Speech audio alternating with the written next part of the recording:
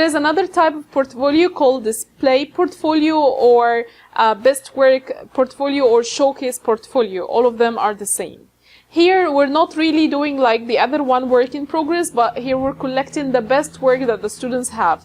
All of our students need to feel accomplished and they need to feel proud of their work. So what we're going to do is take the best work from the work in progress portfolio and insert it in this one so that the students can display it in any fair done by the school in front of the parents, or if they are going to apply it in a certain job so that they can show the best work that they have done before. Number 3 is called assessment portfolio, and here we're going to collect the tasks that were graded or the tasks that show that the students have accomplished or reached a certain academic level, and this one can be kept from unit to unit or one semester to another or one academic year to another and so on. So this one is called assessment portfolio, where we show the grades or the academic achievements of the students.